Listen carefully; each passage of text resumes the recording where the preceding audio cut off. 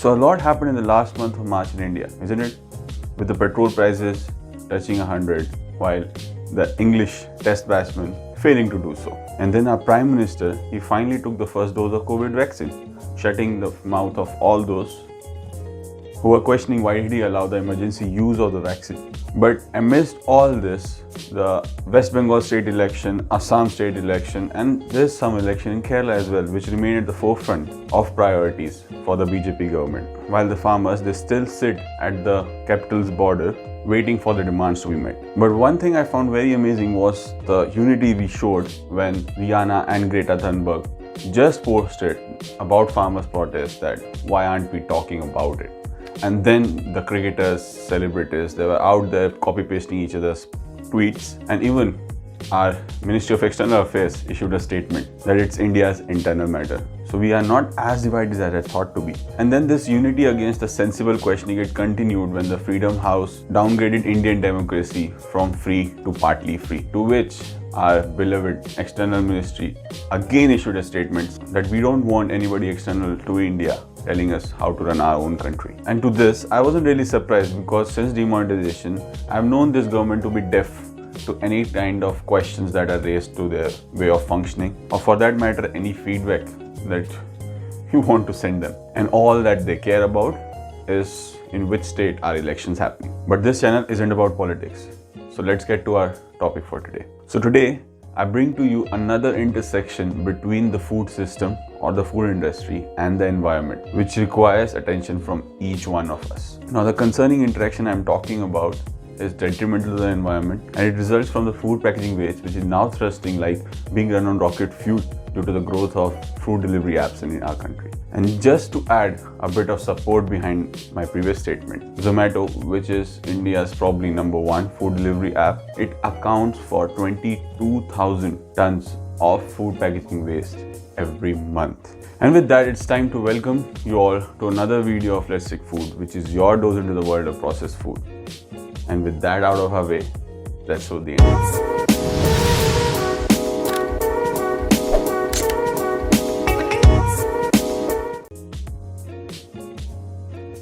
I really don't think so that any of us need a reminder as to why food packaging waste or plastic waste for that matter is harmful to us or to the environment. But let me just take a quick minute here. So as I just said, the food packaging waste, it mainly comprises of plastic, which we all know is non-biodegradable. So if you just throw it out there, it's just gonna stay there for millions of years till you are gone, and probably this earth is gone as well. And while they stay out there, the chemicals from these plastics, they leach out into the water bodies, and they have been also reported to be consumed by animals, or for that matter, big fishes like whales. But I know most of us would not be bothered by this, because somehow we have learned to live in the moment, and with that, also learned to show complete disregard towards the future. So therefore, now let me tell you why it is a problem for you. So this food packaging waste, let me be specific, that I was talking about, it will end up in the landfill sites, which if you have ever been to Delhi while coming from Punjab or Haryana, then you have gotten a smelly welcome from. And then in addition to the water pollution due to these leaching of chemicals I was talking about, these landfill sites, they have been also related to the growth of respiratory diseases in the people who are living in close by areas. And as far as I know, there are currently around 3 landfill sites in Delhi.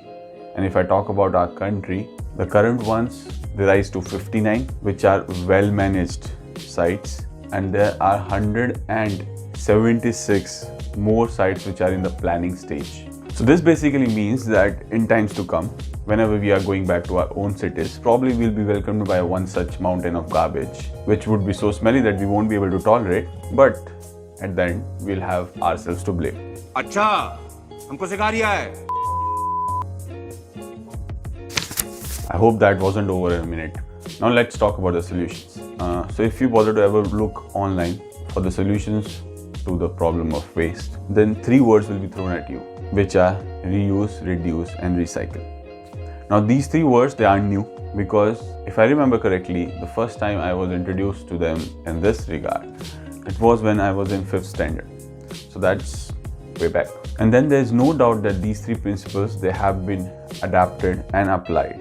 But this application has not been balanced if we compare it with the growing waste resulting from the ever-growing population of ours. Now, some common examples for the application of these three principles, they include reusing of a plastic bag or doing away from using of single-use plastics while buying groceries and all those things, or even for these food delivery apps, asking them not to use plastics as their packaging containers and all those things, and trying to replace these with paper packaging or cloth for that matter. And if I talk about recycling, then I know that the recycling system in our country, it has come a long way, but the waste is still not segregated at the source, and by source I mean our homes.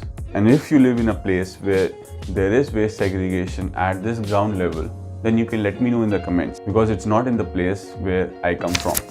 So why is waste segregation so critical that I had to mention it?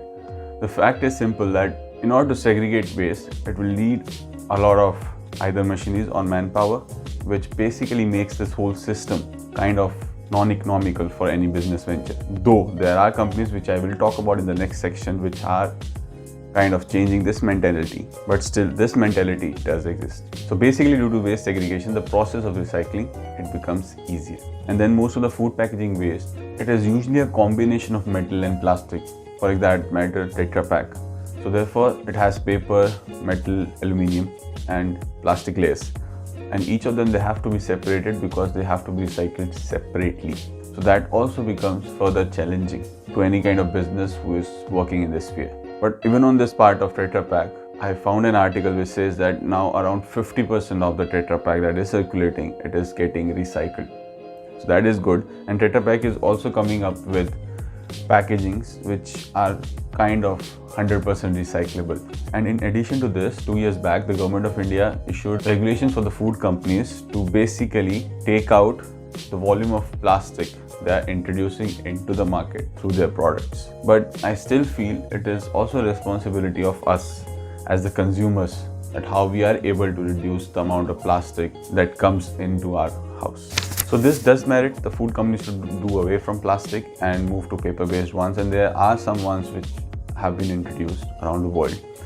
But again, the key here is for the consumers to accept such products, and because there will be added cost aspect, and also you can look for 100% recyclable or this packaging is recyclable, these kind of written statements on your packaging while you are trying to buy a product. Now this path of food packaging waste reduction, it kind of seems a bit difficult, especially due to our ever-growing population. But there are companies in India which have tried to challenge this plastic bubble, and for that matter even succeeded in abolishing the myth that solutions to this plastic waste aren't possible. So now let me share some of them from India with you. Alright, so the first one I have with you, it deals with the recent surge in plastic waste due to these food delivery apps. So it's a brand called Ecoware, headed by Riya Majumdar Singhal, who is fighting against the plastic waste by providing 100% biodegradable and compostable tableware and packaging, and with that providing a model by which we all can move towards a greener economy. So this company happens to be the first ever company in India to manufacture these biodegradable plastic counterparts, and has grown fourfolds since its inception in 2009. This company till now has created 125 million biodegradable cutlery, thereby replacing equivalent number of plastic waste from our ecosystem. Now if you found the first one great, then the second one that I have for you is on the same lines.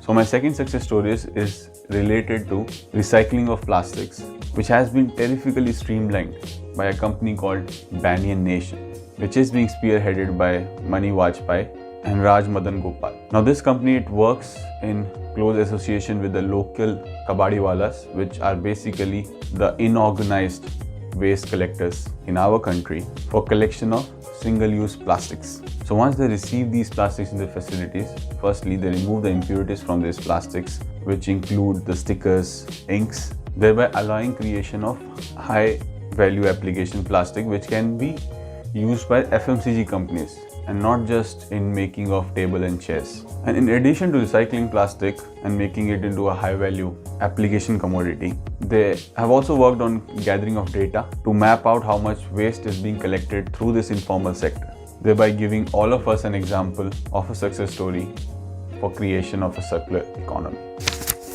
And our third and last success story for today, it comes from the south of India, which has taken biodegradable cutlery to another level by making it edible. Mr. Narayana Pisapati has created tasty and nutritional alternative edible cutlery. So this edible cutlery, it is made from flour of sorghum blended with wheat and rice, and it does not contain any chemicals, preservatives, fat, emulsifiers or milk products for that matter. And then these are 100% natural, biodegradable, and they come in variety of sweet and savory flavors. And I feel really happy to say that this company is the first in the world to ever do so, which is just fantastic. And with this fabulous story, our video for today comes to an end. So I hope you are well and you're following the social distancing norms wherever you are. And if you are pleased with the content of this video, then do not forget to hit the like button. And I am planning to bring some entrepreneurs to share their stories on this channel. So do not forget to subscribe to the channel as well. And I'll see you in the next one.